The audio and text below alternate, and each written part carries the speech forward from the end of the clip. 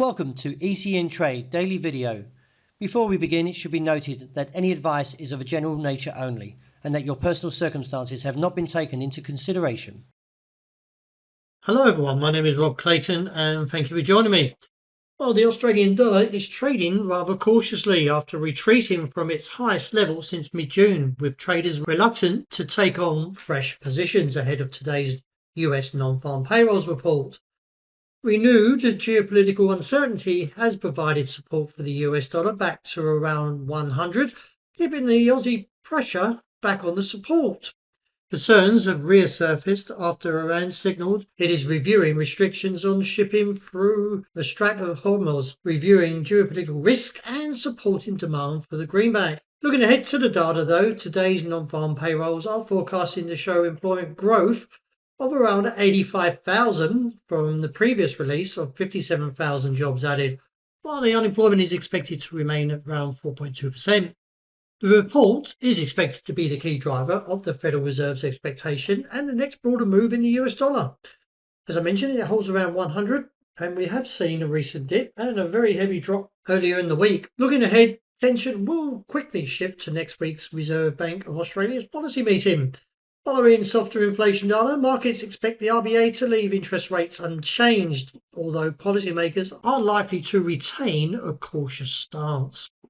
So with the technicals mixed, I did mention before that the upside break of 70.15 could drive the Aussie to 71 cents. That call holds, but I still anticipate many pullbacks and still could find support around 69.35.55 and then expect to see the rally.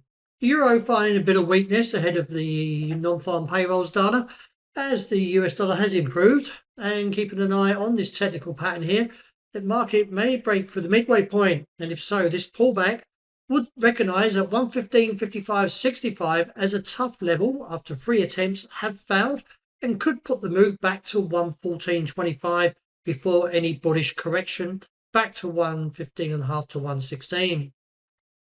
Once again, dollar yen's being a little bit on the cautious side as it progresses further above 158. Looking at how this market moves, and no doubt, like previously, all these gains were wiped, and these gains were likely to be wiped again. And I'm looking back to 155 and reassess. Sterling finds a little bit of difficulty now as it backs away from 134.5 and looks down towards the region of 133.65 as initial support and reassess from there. A break could see further losses to 132.80. The rally in gold, well, it succeeded a call of 250 points and not backing down. Although I am neutral, technicals are still bullish, and therefore we could be looking up to 4,400 as a potential target and reassess. Oil finding a bit of gain after finding weakness towards that bottom side around $74 a barrel. I wouldn't get too short down here.